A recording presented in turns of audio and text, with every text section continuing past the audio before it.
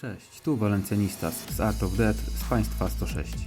Dzisiejsze wideo jest poświęcone drugiemu spotkaniu w lidze rezerwuaru Reservoir Right League, zdecydowanie najlepszej rozgrywce w grze. Po zeszłotygodniowym pierwszym zwycięstwie w Reservoir Right League nad Bad Boys and Queens przystąpiliśmy do walki z FFS z Państwa 98, z którym toczyliśmy niedawno walkę w ramach State vs State. Tak więc mieliśmy spotkanie dwóch sojuszów, które mają za sobą pierwsze potyczki i wymianę ognia. Dodatkowego smaczku dodał też fakt, że FFS również tydzień temu wygrał swoją rywalizację z We Are One, więc obydwa sojusze przystąpiły do walki mając 3 punkty i dość pewnie patrzały na swoje miejsce w tabeli. I choć 19 UTC nie jest idealną godziną dla większości graczy, tak obydwa zespoły przystąpiły do tej walki bardzo zmotywowane. Początek spotkania rozpoczął się bardzo dynamicznie, z mocnym wskazaniem na zespół z Państwa 98. Rozdzieliliśmy się na dwie drużyny, próbując przejąć 2 duże i 2 małe zbiorniki, odpuszczając elektrownię słoneczną i lądowisko helikopterów. Znaliśmy statystyki takich graczy jak Jason czy Homik, więc wiedzieliśmy, że czeka nas piekielnie trudna przeprawa. I było dokładnie tak, jak zakładaliśmy. Mając doświadczenie z poprzednich rywalizacji w Reservoir Right League i Reservoir Right The Summit, zdecydowałem się pilnować małej oczyszczalni wodnej, by być gotowy na ataki solo po nieudanym rajdzie lub by szybko uzupełnić braki żołnierzy po udanym ataku. Przyznam, że to naprawdę fajna zabawa, kiedy masz możliwość w pojedynkę wyrzucić nawet 600 000 żołnierzy z budynku przejętego przez rywala. Goryl plus znajomość techniki gry bardzo się tu przydaje.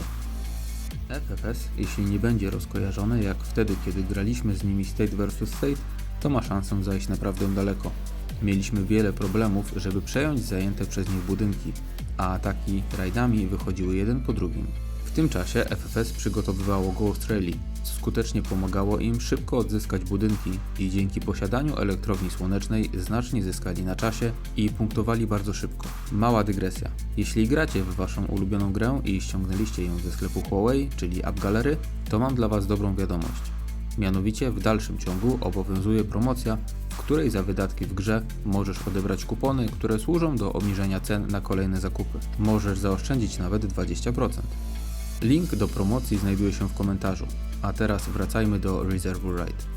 Ataki solo na budynki i w ich następstwie przejmowanie ich dla gracza free to play, no dobra, może low spender, to świetna atrakcja i nie wahałem się ani chwili, by starać się w ten sposób zyskać punkty dla sojuszu.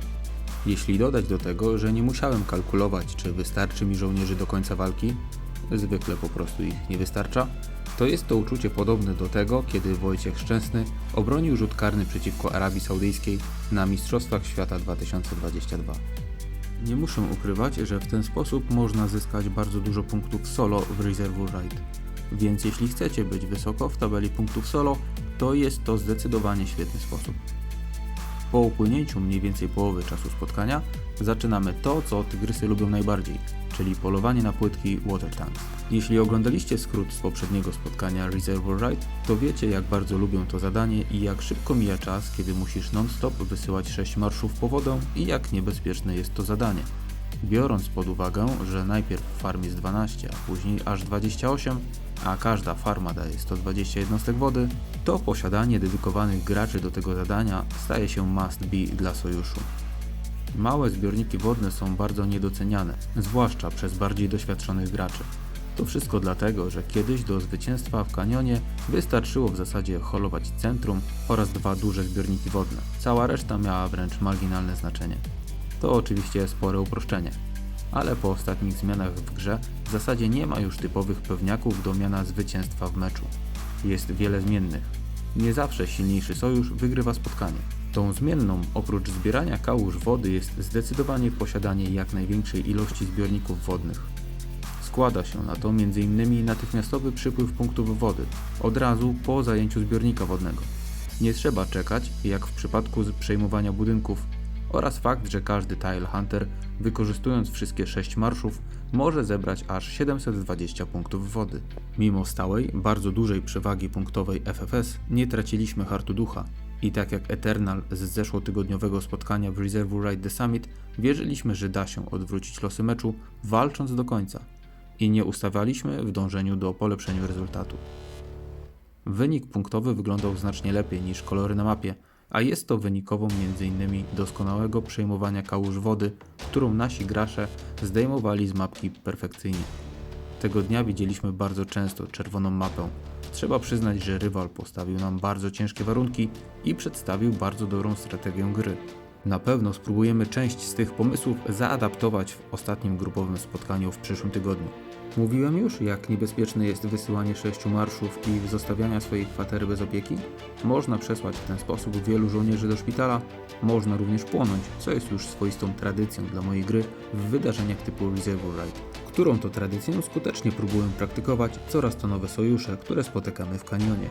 Po dzisiejszym meczu to FFS mają ten komfort, że w kolejny piątek bez presji mogą podejść do walki w kanionie rezerwuaru. Z kolei my rozgrywać będziemy kolejny finał o prawo wejścia do strefy KO. To wszystko jeżeli chodzi o spotkanie Art of Death z FFS w kanionie rezerwuaru. Jako ciekawostkę możecie zauważyć, że wszystkie 8 grup drugą kolejkę zmagań kończy z identycznym dorobkiem punktowym. Na dziś to tyle. Do zobaczenia niedługo. Cześć!